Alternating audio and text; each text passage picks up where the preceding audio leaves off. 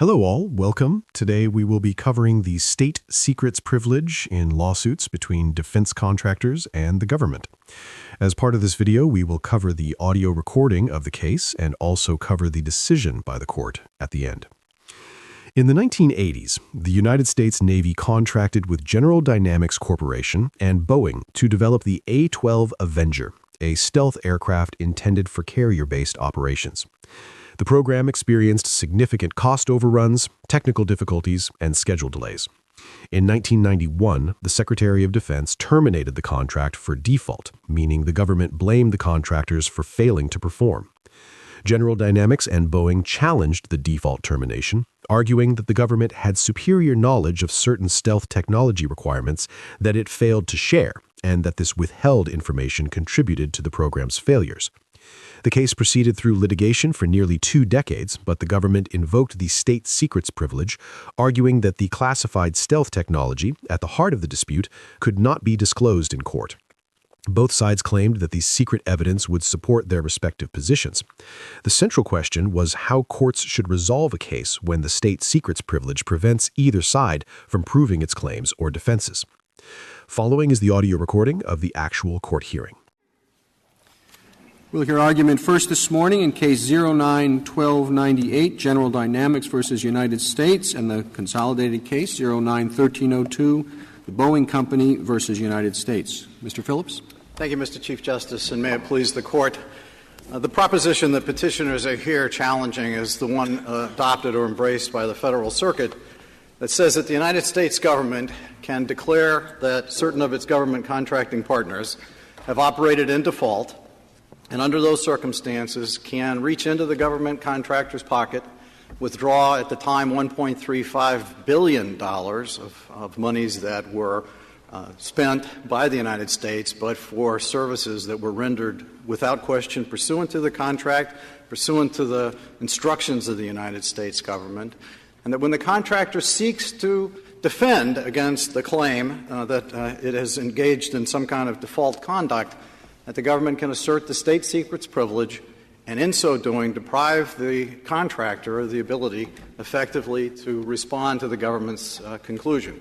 Under those circumstances, it seems to me that the statement in this Court's decision in United States versus Reynolds, which is that the government is certainly free to assert the state secrets privilege, but when it does so, it has to assume certain responsibilities that come from it, at least in the circumstances where the United States is the moving party.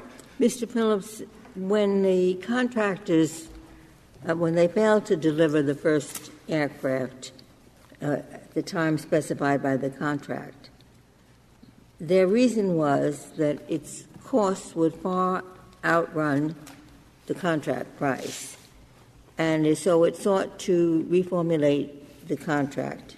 At that time, correct me if I'm wrong, but I think at that time the contractors said nothing at all about the superior knowledge and the government's obligation to share information that it hadn't shared. There was nothing specific with respect to that, Justice Ginsburg. The first time the contractors identified the superior knowledge problem arose, obviously, when the government took the extraordinary step of issuing a cure notice. Because up until that point, obviously, the parties are attempting to negotiate and work to a final resolution of this project, as you would hope any contracting entities would, to bring the contract to a happy resolution. So, but you would expect them to say, if that was the impediment to going forward on this contract, to at least mention it. Well, I think you have to put it in context, Justice Ginsburg, because during this period of time, obviously there were consistent efforts and requests being made to get access to both the B-2 and the A-117 stealth technologies. And there were discussions that went back and forth, and the district court and the Court of Federal Claims specifically held. Eventually the information was forthcoming, but it was candidly too little and too late in order to effectively allow the contract to proceed as planned. So I think, I agree, in a perfect world maybe you would have identified this, but in this situation, the parties are simply trying to come to some kind of a resolution that allows both sides to be satisfied by the final disposition. Why wasn't the need to share that technology a part of this contract or a condition to the contract? I've gone through the contract, or not all of it, enough of it. I haven't found anywhere in the contract that it requires the U.S. to share information with you. Does that have anything to do with what due process would require? No, I think Justice Sotomayor. I'm going to pose a hypothetical. Let's assume the contract required the sharing of state secrets, and the government then invokes its privilege. Is that a different case than this one in terms of due process? Wouldn't the former situation where it's been made a condition of the contract require a different treatment than this situation where the government's just saying, if you want to raise a defense that's not part of the contract, then you do what every other litigant with a privilege does, whose privilege has been invoked against, you proceed with whatever evidence you have. Well, you have to That's usually what happens with other privileges. Right. And we would have been perfectly content to proceed with the evidence that we had, but the ultimate decision by the Court of Federal Claims was that it was impossible to ultimately be in a position to resolve it. But I want to answer your more fundamental question, Your Honor, as to the basic point is that the background principle of law, the superior knowledge defense, is the understanding of the parties when they enter into an agreement. I mean, that would have been true just as much in the Helene Curtis case and the other cases where the Federal Circuit has acknowledged the superior knowledge defense. That's been around for a long time. It's an understood basis on which the parties enter into an agreement. That's the first answer. The second answer is that you're asking us to put into a contract something about information that we don't know anything about. We have some sense about the B-2 and the A-117, but we don't know anything about the other programs that are identified here. Where's the obligation of the government to tell you, build it this way using the technology we already have? I thought your claim was that you were promised this information and you structured the contract based on that promise. Well, our claim, we have a series of distinct claims. Our first claim is that we never would have entered into the contract in the first place if the government had provided us with information based on its superior knowledge that, for instance, the weight specifics that we were being asked to provide or to supply were literally impossible to comply with based on what the government already knew. If we had been just told that much, just given a warning, we wouldn't be in the situation where we are here. Then there's a factual dispute about that. I think somewhere I read that there is a claim that they told you your weight estimates weren't right. Well, there may be a factual dispute, but I'd be happy to litigate that issue if we can get to that point where we are in fact allowed to litigate any aspects of our particular defense. But the bottom line here is, and again, to state the proposition as starkly as it is, because this is the way it comes to the Court from the Federal Circuit, they're saying that the government can assert a claim for $1.35 billion against us and tell us that we cannot defend against that claim, even though the reason why we were unable to comply with the contract is because of the fact that the government didn't provide us the information either at the outset or as we Two questions I'd have is, first of all, Justice Sotomayor, sorry, I didn't. I did have her question because what that suggests is in this case, it's not unfair to hold your client in this case. And you just read the two circuit court opinions here and you think this is a defense coming out of long in the past that doesn't have much substance to it. That was her question, I think, as I understood it. In other words, it's not unfair. But let me give you the other question, because sometime in your argument I'd like you to get to that. And that is, if we accept as a principle of law what was said in Reynolds, a criminal case or whatever, and apply it to government contracting, where sophisticated contractors are perfectly capable of negotiating their own contract, we are not just throwing a monkey wrench into the gears of government contracting. We're throwing the whole monkey. That's my second question. Well, One, that this isn't a case that calls for it. It's cruelty. And two, the threat to government contracting by changing from Reynolds to here is overwhelming. Now, I'd like your views on both of those. Right. Well, it seems to me clearly that this is the precise situation where Reynolds is saying if you cannot bring forward a legitimate defense. I mean, part of the problem is we don't know precisely what information we didn't have, and we're never entitled to do that. So it's very difficult to say how strong is our defense under these circumstances. What we do know is that the Court of Federal Claims judge looked very carefully at this and said that we had made an impressive showing without regard to any of the confidential or privileged information of a prima facie defense in these circumstances. So our position is we had a very valid defense. This is not pretextual. We're not throwing this in simply as a mechanism to force the government to assert its state secrets. It's a fairly contrived approach to litigation and frankly not something that I could imagine any circumstance in which we would do that. Two, I don't see how this throws a monkey wrench into this process whatsoever, much less throws out the monkey, because the basic understanding here is that the government is not entitled to force its contractor down a ruinous course. If the government has information available to it, then it has to make that information has to be forthcoming with the information with the contractor, either at the outset, which would have been the best of all circumstances here, or as matters go along. Well, the petitioners, as a formal matter, were the moving party. Isn't that right? Well, moving party, I think, is not a self-defined concept, Justice Alito. The petitioners are the plaintiffs. They were the plaintiffs, and the review scheme that you outlined was known to them beforehand. So why do we need to look beyond that? Well, because the review scheme also says that the 1986 in the assurance case, the Federal Circuit said, which was before this contract was entered into, the Federal Circuit said the mere filing of a complaint immediately vacates the contracting officer's rule. So our understanding at the time we entered into this agreement is that if there were a problem with the way the contracting officer operated, we would be allowed to file a claim and immediately take the contracting officer's rule off the table. Under those circumstances, it seems to me all we're asking for is to go back to the status quo ante in that situation, which means there's no contracting officer decision.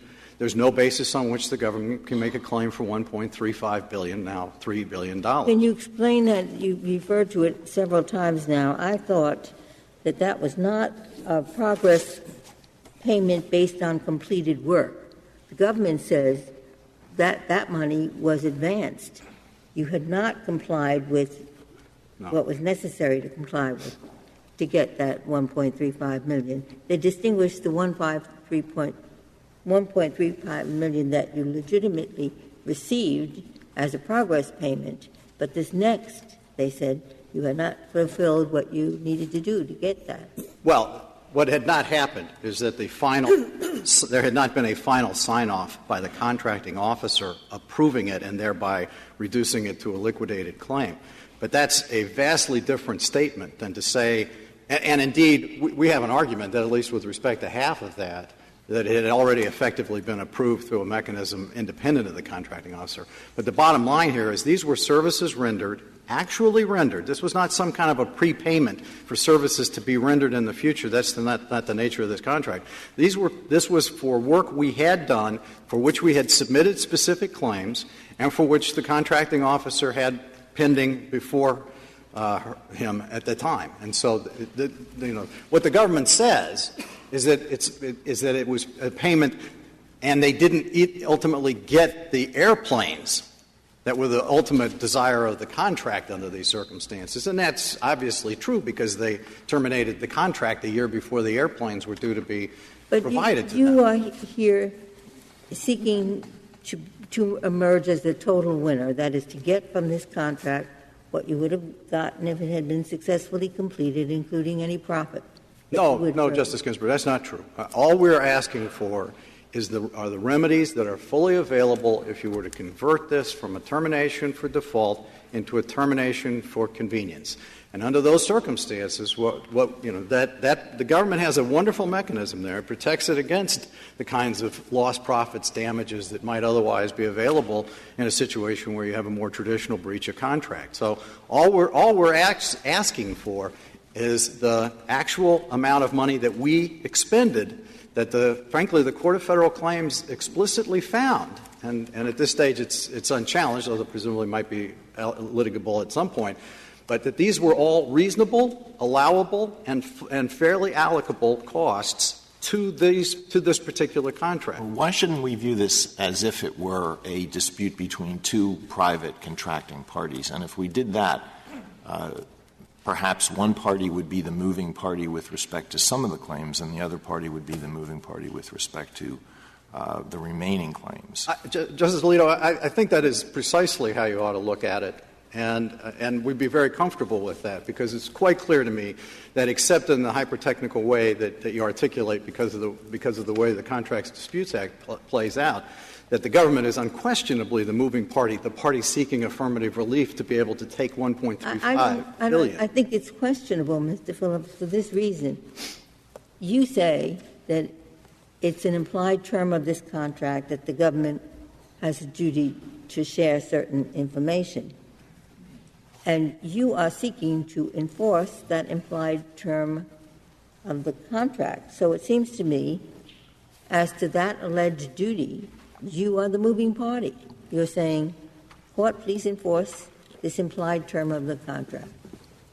Well, I mean, you can. That's one way to articulate it. I think the other way to articulate it, which is much more consistent with the reality of what's going on here, is that the government is making a claim for $1.35 billion, for which, on the basis that we did not act in a timely fashion. And that's the only basis that exists in this litigation anymore, is just the time of the actions that we took. And our answer to that claim is to say, no, we are not at fault for the delays, because you did not provide us the information, or you did not spare us the burden of having to go down this path in the first instance. Yeah, but then you go on to say, moreover, give us the payment for the additional money beyond the 1.35 that you've already given us. Give us this additional money that we've expended. Right, but that just goes to Justice Alito's question about, is there some way to evaluate those claims separately? And the answer is yes, they should be evaluated separately. Well, why shouldn't we? I mean, it seems to me, if indeed you say the government has come up with a defense that makes it impossible to decide who's in the right here, right? Why don't we just, I think the usual course taken by courts would be to leave the parties where they are. The matter can't be litigated. That would mean you would keep your $1.35 billion, but you wouldn't be entitled to sue for the additional amount. If you were that worried, you should have you should have had more frequent progress payments or something. But why don't we just leave you where you are, both you and the government, assuming we agree with you on all the rest? Well, I mean, to be sure, we would be much more comfortable in the world you just articulated, Justice Scalia, than we are in the Federal Circuit. $1.35 billion. With interest. With interest. I forgot the. It's starting to add up, Your Honor. but certainly we think that is the minimum that we should be entitled to. And maybe to some extent you could say we're sort of being a little greedy, but the reality is that the standard rule is that if you take a contract and you say you cannot make a determination that the contractor has been guilty of default, then that contract should be in the basic contract law, and it's also in this agreement, that you convert it to a termination for convenience. And then the question simply is, what rights flow from having declared this to be a termination for convenience? You mentioned the 1.3, that you get to keep the 1.35 million. But there was also another figure, 1.2 million that you would get on top of that. Right. And so that certainly wouldn't be leaving you where you were.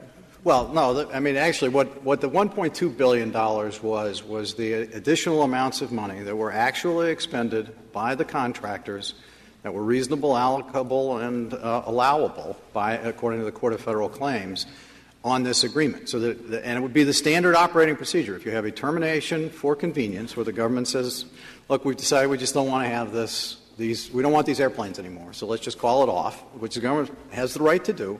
And then the question is, what are the reasonable costs that are sort of reallocated as a consequence of that? And the Court of Federal Claims. But the government didn't do that. I mean, you're making it up. The government didn't terminate for convenience. The government claims you're in default. Why should we force that down the government's throat when we can no more say that the government's wrong than we can say that you're wrong? Well, it seems to me that the question is, what's the default rule? Call the game off. Well, and the question is, if you call the game off, what flows from that? And it seems to me that you can say, we'll let the government call it a default, I suppose, or you could just as easily say, and obviously the position we would take is you say the government cannot call it a default, because in order to get some kind of a determination along those lines, somebody's going to have to make a judgment that's not an honest assessment of the facts of this case. And so if you say it's not a default termination, then there's just a certain consequences that flow from converting it, and it automatically converts at that point to a termination for convenience. And in a termination for convenience situation, then you reallocate the costs in precisely the way that the Court of Federal Claims has done this at this point. The fallacy is we're not assuming we agree with you on the rest. We're not saying that it's not a default termination. We're saying we don't know. Right, and the question is we don't know. We don't know what the state secrets thing is. The government is entitled to make that determination. So we don't know who's in the right here. Well, the problem. So why force the government to go to a termination for convenience?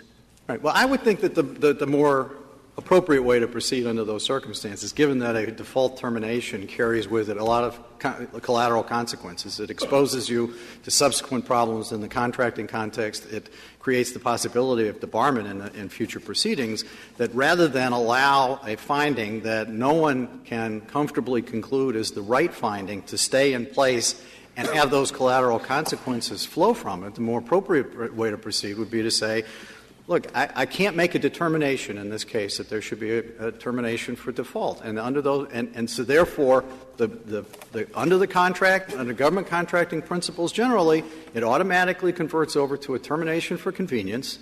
And once that happens, then you go down the road of evaluating those costs. And again, the government's got arguments about those costs, I'm sure, and we can debate those out. Although, I would commend the Court Mr. Phillips, give us a way. A reasoned way to reach the result Justice Scalia is suggesting. Because you are being greedy. You admitted it.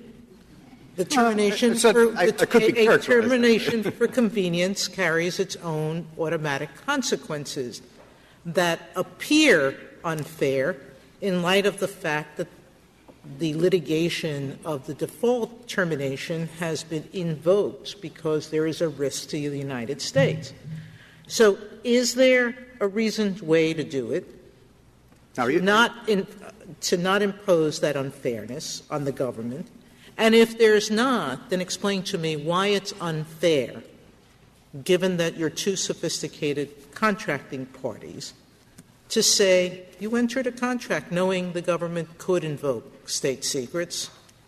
It has. And so you bear the risk of that. I mean, you always knew the government could do this. Right, but well, I don't know whether you want me to answer the second part first or go back to the original question. You could have contracted around it. Sure, and so could the government. I mean, the reality is that the background principle here is United States versus Reynolds. And United States versus Reynolds says that if somebody is the moving party, that is the party seeking affirmative relief, that's the party who's going to bear the burden of Could I ask you whether that principle makes any sense in this contracting situation? Because both parties have argued it as though the question of who is the moving party is determinative in this case. But in a contract situation, the question of who's the moving party is very often arbitrary or fortuitous. If you think about it in a private setting, you have one contractor who fails to perform or provides some deficient product, another who decides it's not going to pay. And the question of who the plaintiff is often just a matter of fortuity. Who gets to the courthouse first? Right. What the payment schedule has been like, so whether somebody is demanding their money back or simply refusing to pay it at all. So why in this contract situation is the question of who's the plaintiff or who's the moving party? Why does that make such a difference? Well, I think that actually the Court in Reynolds, to the extent it would have envisioned any of these circumstances decades ago, used the language moving party rather than plaintiff or defendant precisely for that reason, because I think what the Court had in mind is the party who is seeking affirmative relief. It was thinking of a tort. Wasn't thinking Reynolds is a tort action. Oh, no, to be sure, that's the specific context, although the Court's language is broader than that. It just didn't talk about itself as a defendant in a tort action. But it can't possibly be the case that the question of what the payment schedule is. If I've paid you already and then I find your product deficient, then I'm going to go to court and demand my money back. If I find your product deficient before I pay you, then you're going to go to court and say, you have to pay me. So why should that difference make a difference with respect to the constitutional question before us? Well, because in the one situation, I have $1.35 billion in my pocket for services that were unquestionably rendered and which, in our judgment, satisfied our portion of the obligation under this contract. Both party has a claim here. One says you provided deficient performance. The other says you were obligated to pay me. The question of who has the claim and who has the affirmative defense, it can be structured in either way. I don't disagree with that, Justice Kagan. I think the bottom line, though, is what are principles of fundamental fairness tell you to do in this case? All right, that's exactly my problem. Because when I looked at Reynolds, Reynolds doesn't hold anything in your favor. It holds the opposite way. It says to you, in a criminal case, we said it was unconscionable for the government both to prosecute and not to tell them the secret, okay? And it says such a rationale has no application in a civil forum where the government is not the moving party. It doesn't say anything about where the government is the moving party. Right, but and Exhibit A, that it is not unconscionable here, consists of the two opinions of the Federal Circuit. I mean, now, what do you want me to read to get over that impression? Well, I mean, the very fact that the Court says and limits its ruling to where the government is not the moving party, I mean, if the government really, if the Court didn't limit it, it said the rationale is unconscionable. Now, I don't even have to go that far. I can go to fundamentally unfair. All I want to know is what should I read to get over my unfortunate impression, which I got out of the two opinions that I did read, that there was nothing unfair. Okay? What do you want me to read to get over that impression, which I think you do want me to read something? Right. Well, no, you should clearly read the Court of Federal Claims opinion that gave rise to this in the first place, where the judge says, we have made an impressive prima facie showing of a defense. Okay. And the Federal Circuit's view is, we don't care. Okay. We're not going to let you go down that path, period. And all we're saying is, in that situation where we've made that kind of showing, the default rule should be the government cannot reach into the pocket. Just before I get there, that showing was based on the Court's in-camera review of quite a bit of already confidential information, correct? And the non-privileged information. And the non-privileged information. So it made this judgment on the basis of a great deal of information, and yet it couldn't conclude that you were right as a matter of law, correct? Well, it recognized that it terminated the discovery early. Actually, it terminated the discovery very early, and there are whole programs that we know nothing about. We know about the B-2 and the A-15. What we don't know are the other programs, and there's nothing in this record on any of that, Your Honor. Thank you, Mr. Phillips.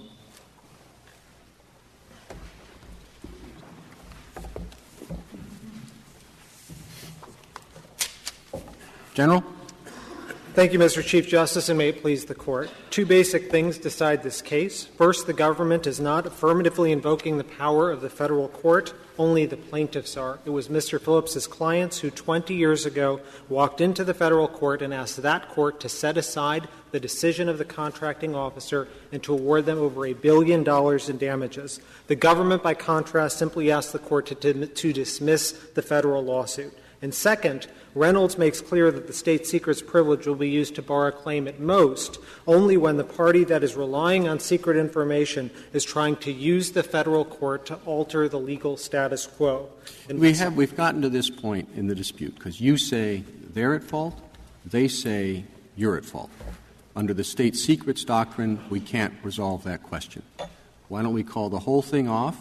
Nobody's at fault. That means it's terminated not for fault but for convenience, and that's it. Well, for several reasons. One is that is the affirmative use of the federal courts to alter the legal status quo. I think the principle of Reynolds is only because you altered the legal status quo the legal status quo was they're going along with their contract, and you altered it by holding them in default. I disagree, Mr. Chief Justice. I think that the contract itself specifies that the contracting officer will decide whether or not there's a default termination. And once there is that, they owe, once the contracting officer so decides, then they owe the unliquidated payments that have Isn't that the affirmative step with the contracting officer saying there's a default?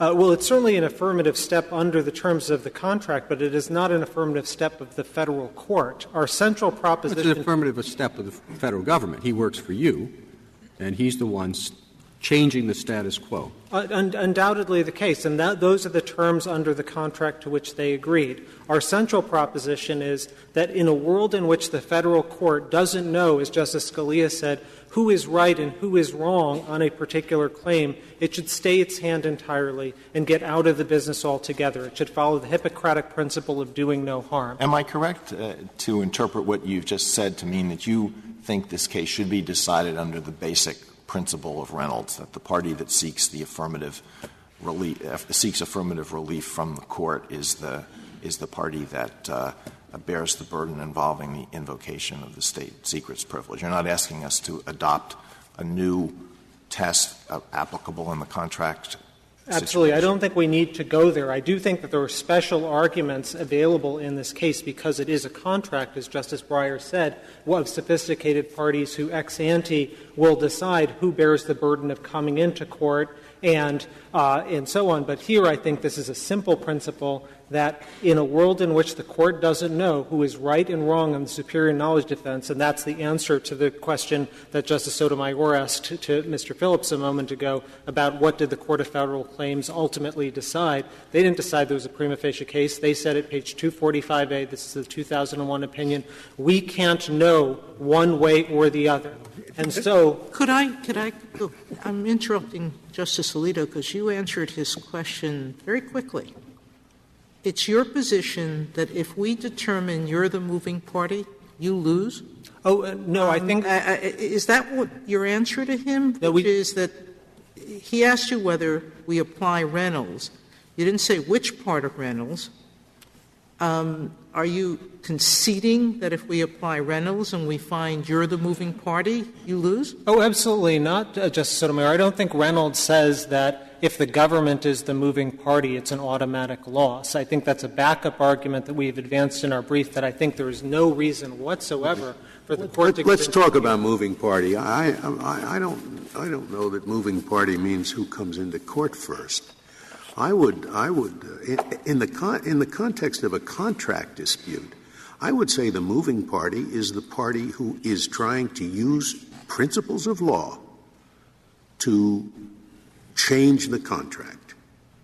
And that's the government here. The government is blowing the whistle. It is the government which is saying you are in default, and under the law, since you're in default, we can walk away.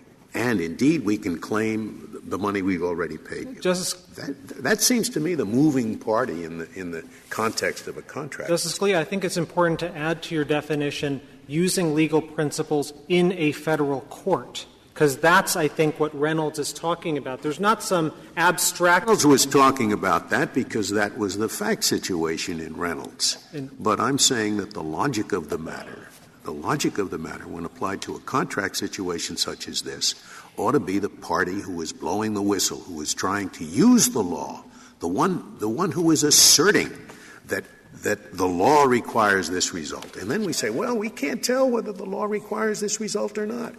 That, it seems to me, ought to be the moment of truth. I don't think, Justice, that's what either Reynolds is getting at or what this Court's subsequent decisions about a state of uncertainty in the law and what the role of the Federal courts is getting at. I think rather what all of these decisions say together is if you don't know one way or another, you should wind the clock back to the status quo ante before the lawsuit was filed. And at that status quo ante, there was an undoubted right of the government to have $1.35 billion. Now, I understand some of you have suggested, well, maybe we should just cut it even, and they get to keep the $1.35 billion, and we get to keep the and we don't have to pay the $1.2 billion.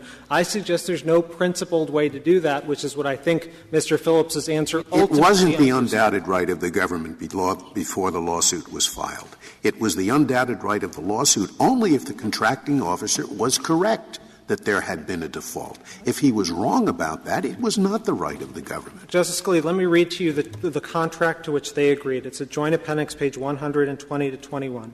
If the contract is terminated under the default clause, the contractor shall, on demand, repay to the government the amount of unliquidated progress payments.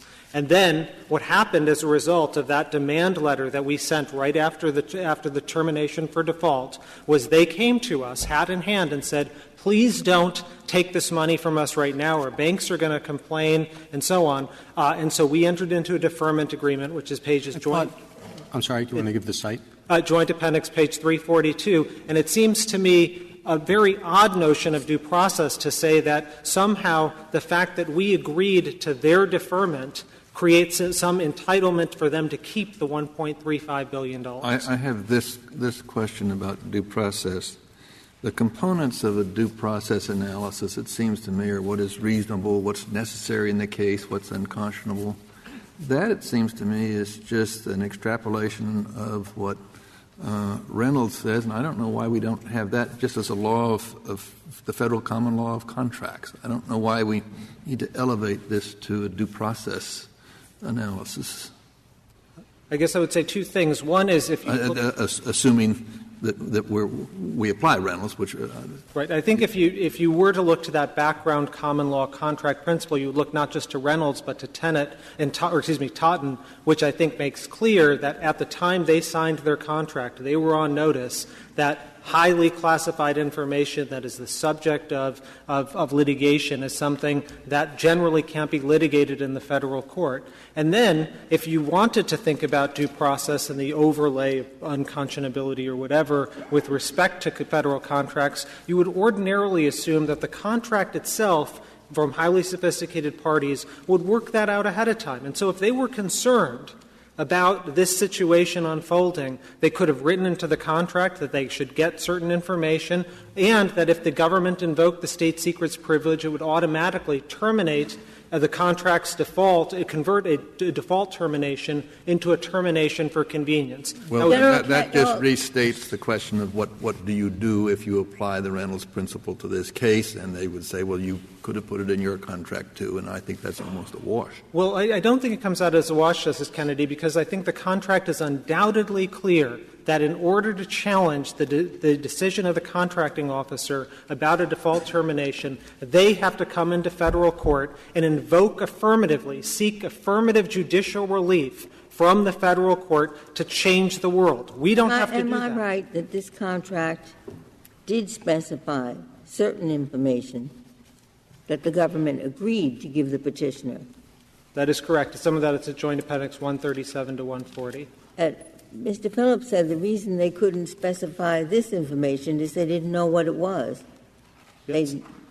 They didn't know what it was, secret information. They wouldn't even know what to ask for. I have to say it is a very odd thing to bid on a highly multi-billion-dollar contract on the assumption that they're going to get some technology that they haven't even specified. I mean, we're bidding for their research and development. They brought in Lockheed, which had built low observability planes precisely for the reason that they said they'd have the technology. At Joint Appendix page 1087, you see their bid, their offer, and I don't think anyone held a gun to their back to say, no, but they claim that you knew that it was impossible to do what they contracted with you to do at the weight of plane which they promised to come across with. They say that you knew that because of other contracts that you had, and yet didn't tell them about it.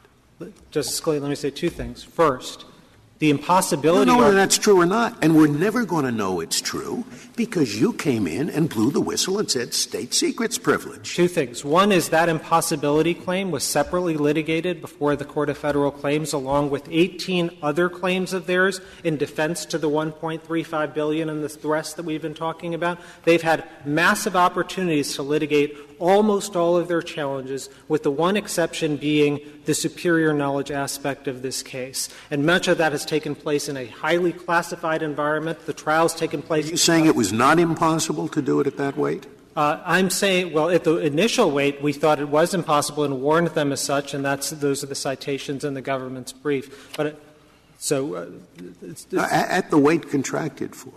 And then at the weight contracted for, we had warned them that it wasn't, and then later we relaxed to that weight specification. So I'm not sure that is really present one way or the other. But our central submission to you, Justice Scalia, is if you're not sure, as you were saying to me, you don't know who's right and who's wrong, then the federal court shouldn't be complicit in the process of siding and picking winners and losers in that circumstance. Are you ever the moving party in the Court of Claims? Sure, I could imagine that we could be on a counterclaim, for example. Well, on a counterclaim, but that obviously means somebody else is the moving party. They've raised the claim. That's correct. And if somebody wants to get money, from the federal government, they have to go to the Court of Claims, right? That's correct. This is a pretty convenient rule for you. Well, it's a convenient rule, Mr. Chief Justice, that they agreed to when they signed the contract. The CDA was on the books. They knew the deal going in, which is if they wanted to challenge the decision of the contracting officer, they would have to come in. Now, you could have structured it very differently. You could have said that there would have to be that if there were a termination for default, it would automatically change into a termination. But you had the burden of proof on the issue of default. That was known too, wasn't it? We have the burden of proof on default, but not on superior knowledge, the precise question here. In their rule, if you follow their rule, they're asking the court to proceed counterfactually and say that they are entitled to not just the 1.35, but the 1.2 billion on top of that, as if they had proved their superior knowledge claim. Do you you agree that there's nothing between? I think Justice Scalia was asking Mr. Phillips, why can't we just say, let's all bets off, everybody go home with what they have?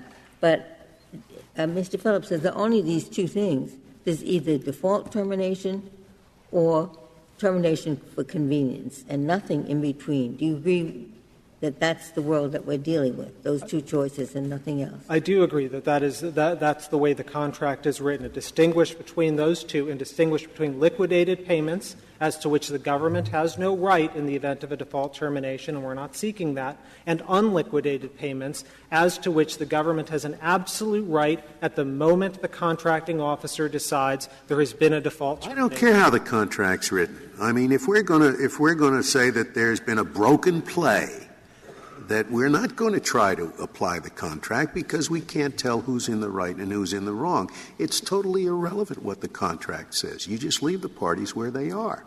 Justice Scalia, I am saying leave the parties where they are under the terms of the contract. Justice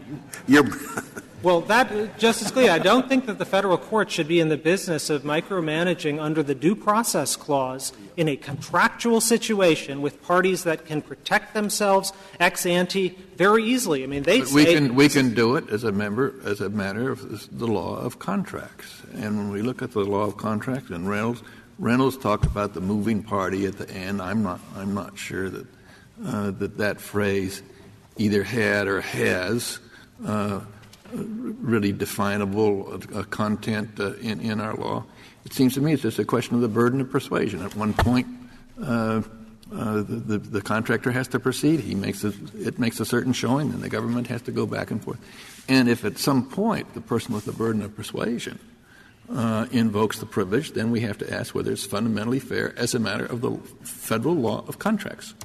So even if you follow that reasoning, and I don't think you should for a reason I'll explain in a moment, but they would still lose because they still bear the burden of proof and persuasion on superior knowledge, the excuse that's at issue in this case. Now, I don't think that would be the rule that's an appropriate rule, Justice Kennedy, because I think underlying Reynolds is this central proposition that a court shouldn't be involved, shouldn't be picking winners and losers either way when the state of knowledge is unknowable. So just to make sure I understand your argument, suppose that state secrets had prevented you from being able to prove your default claim, that you were unable to make that showing because of state secrets. What would happen then? Unable to make the showing in federal court? That's right. That the secrets that you wanted to protect were actually the key to your proving that there was a default. Right. Well, in that circumstance, again, I think the case would be dismissed because they would be coming in and seeking affirmative judicial relief to void the contracting officer's decision and to get whatever damages they want. Let me make sure I understand, because that really does sound like a tails you win, heads you win, whatever. You're saying that if the state secrets prevented you from making your affirmative case, you should win that one too. I think that would be the general proposition is if the federal court can't know one way or another who's right and who's wrong, it shouldn't grant affirmative relief to a party. And that's to a moving party, and you are never the moving party. Well, again, Justice Scalia, that's the contract they signed. They could have signed a different contract with different results. They say we didn't have the ability. Counsel, you can't ever get Kennedy, did the contract contain the term moving party? The contract didn't say moving party, but it did say who had to come into federal court in order to challenge the decision of the contracting officer. And that is and it puts that burden on them. And now that's what I don't understand. Yes, the default provision is decided by the contracting officer, but by law, you can't collect on that judgment once they file a complaint. So you can't do anything until you get the court to affirm your default. You are asking for a legal declaration of being right, that they defaulted. You're the one seeking. Justice Sotomayor, this is a very important question, and I think that that's the impression left by their briefs, and it's wrong. So the filing of their claim in the Court of Federal Claims, they say vacated the contracting officer's decision.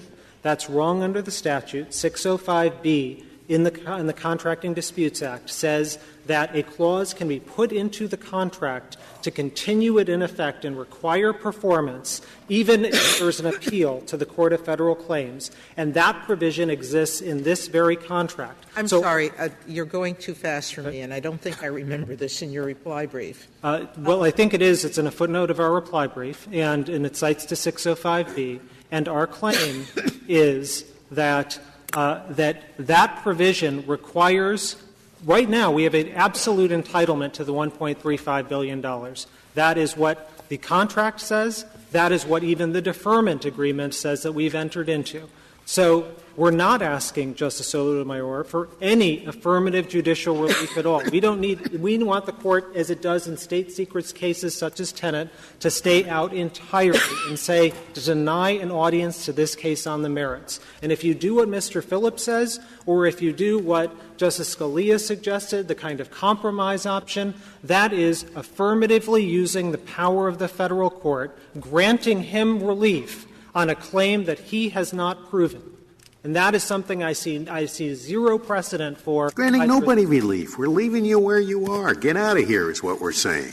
Justice Scalia, we don't know what the answer is, so go away. We leave you where you are. Justice Scalia, we have no problem with a go-away rule. And if you did that and you returned to the status quo ante, we would have that $1.35 billion. That is what the contract says. That is what their own filing in September 16th, 1991 said before the Court of Federal Claims when they called that $1.35 billion, quote, money presently due and owing. That assumes that the contracting officer's termination for default was valid. And we don't know that it was valid. And we don't want to have to inquire whether it was valid. So to say go away means everybody keeps the money he has.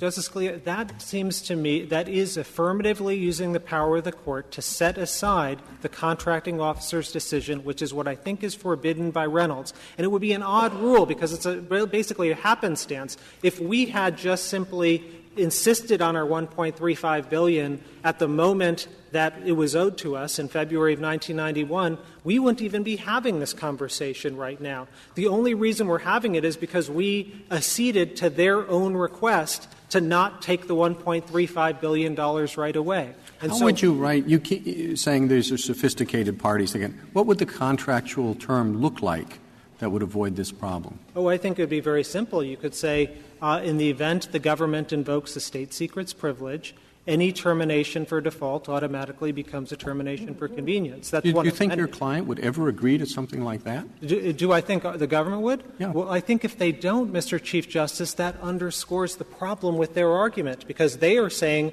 read the contract precisely this way, to eliminate terminations for default and convert them all into terminations for convenience when the state secrets privilege is being invoked. And I agree with you. I think that would be a very unusual contract for the government to get into. That is what they're demanding here, and that's so how do they write the contract? Your answer can't be the only way they can write it is a way that you'd never accept.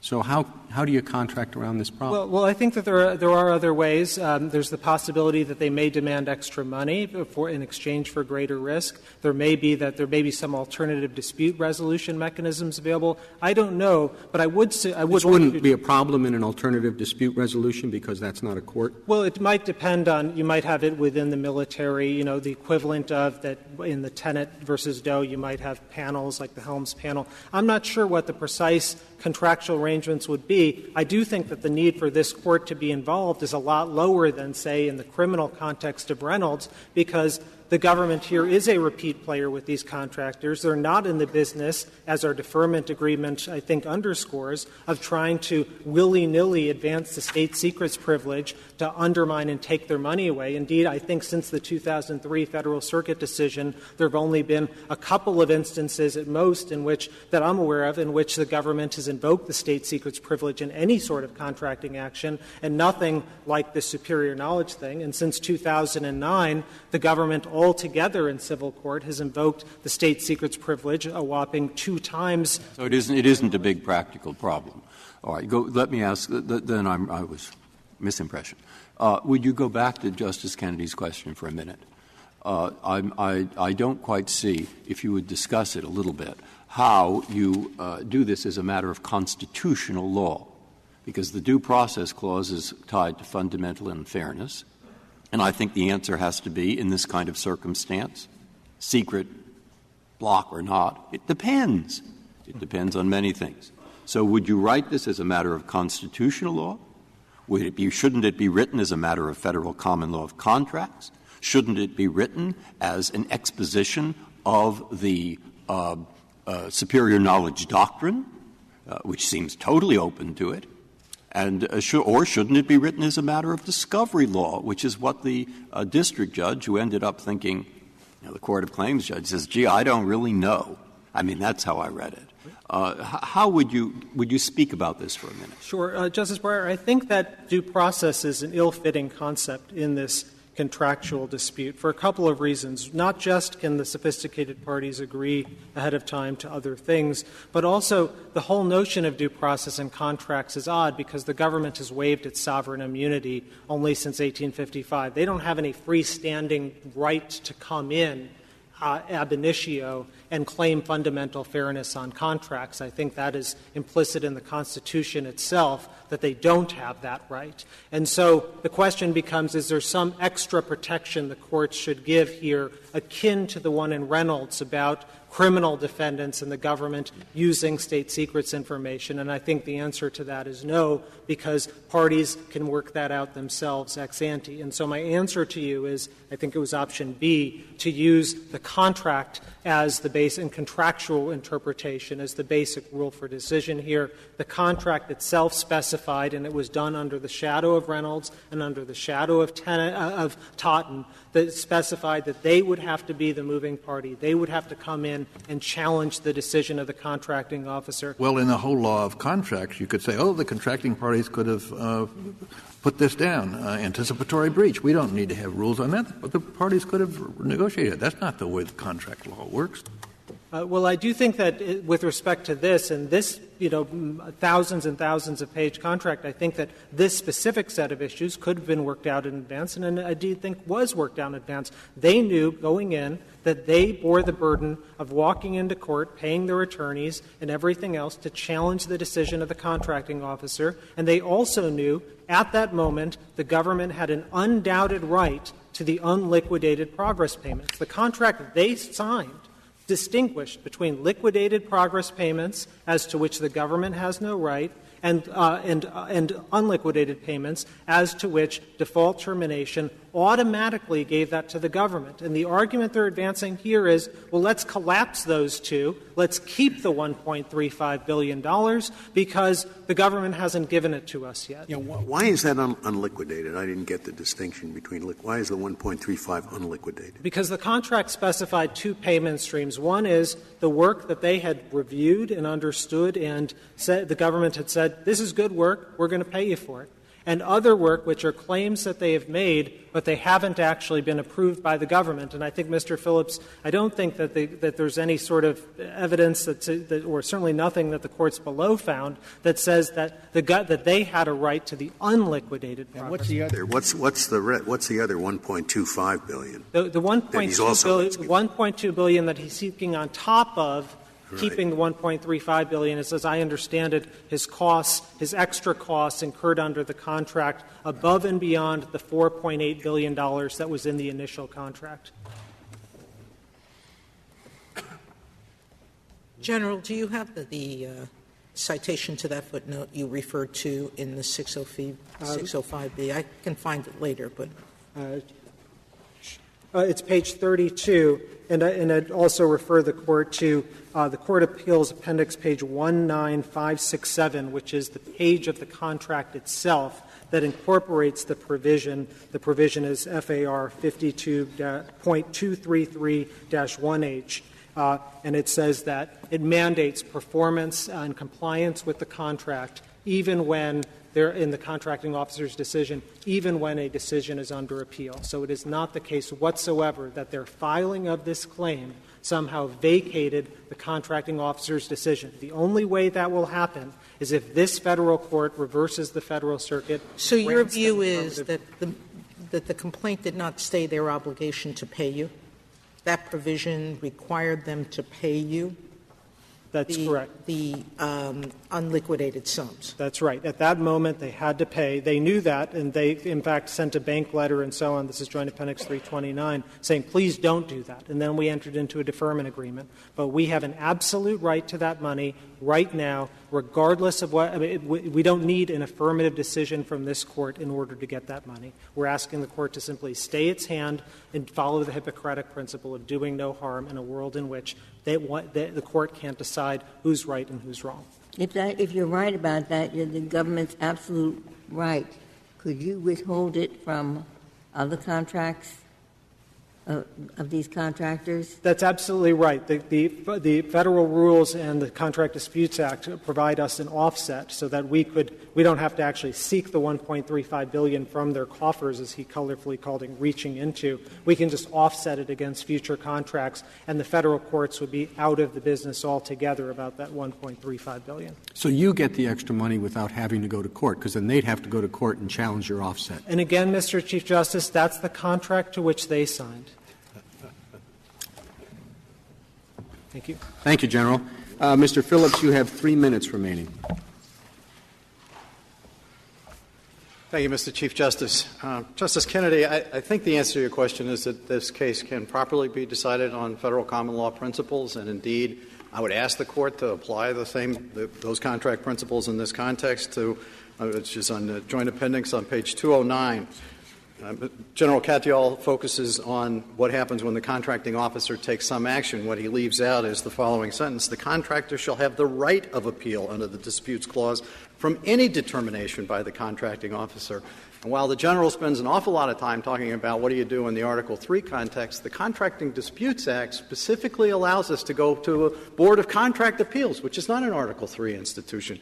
And I guarantee you that the government would be making exactly the same argument if we had taken that particular route. It seems to me the case ought not to be decided on the basis of this kind of a technical assessment. The case ought to be decided on the basis of sort of where the rights are and what's the fundamental change and who's making the shift in one direction or the other. And if you do that, and Justice Ginsburg, you specifically asked the question, am I asking for all or nothing? No. I think there's no question that you can come up with a principle basis to adopt precisely the principle that Justice Scalia pointed out, which is to say we'll stay our hand, we will not uphold the contracting officer's decision, and therefore we're not going to say there's a default, but we're not going to go the extra mile and say it's a termination for convenience. The Court can certainly do that. So you are saying there is another way. There's a middle way. There is a middle way. There's no question about it. All I was saying in response to Justice Scalia's question was, on what principle of law? On the principle of law that if you don't have a contract for default, then there's no basis for that, and we're not going to do any more than that. We can't decide who's right and who's wrong, and therefore we're not going to enforce the contracting officer's decision, and we're not going to do anything more than this. We're going to leave the status quo ante, which means before the contracting officer declared that there was a default under these circumstances. It's the go-away principle of our jurisprudence, right? I actually get that a lot, Justice Scalia. Mr. Phillips, I understood your papers as making only a constitutional claim. No. I don't read that, Justice Kagan. I mean, we certainly have a due process argument in there, but embedded in there as well are a number of references to federal common law principles as a obviously non-constitutional basis on which to rule in our favor. And I think the Court ought to be informed in making its determination about how to interpret the contracting arrangement by the question of whether this is fundamentally unfair and unconscionable, obviously, but you would probably do that as a matter of federal common law principles and trying to decide on contracting principles or not. At the end of the day, Your Honors, this has been fundamentally unfair, and we'd ask for the Court to reverse. Thank you, Mr. Phillips. General, the case is submitted. That concludes the audio recording of the court proceedings. The Supreme Court ruled 9-0 in favor of General Dynamics, vacating the Federal Circuit's judgment. Justice Scalia delivered the unanimous opinion of the court. The court held that when the state secrets privilege prevents both sides from presenting evidence essential to their claims or defenses, the proper remedy is to leave the parties where they stood before the litigation. The court rejected the Federal Circuit's approach of entering judgment against General Dynamics based on the available non-privileged evidence, reasoning that this unfairly penalized the contractors for the government's invocation of the privilege. Instead, the court directed that the default termination be converted to a termination for the government's convenience, which would allow the contractors to recover their costs but not lost profits. The court emphasized that neither party should gain an unfair advantage from the application of the state secrets privilege. This concludes this presentation. If you have thoughts on this case and judgment, do comment below the video. Also, to receive notifications of future cases, be sure to subscribe to the channel. Please share the channel link with your friends and peers that you think may be interested in or benefit from it. Thank you.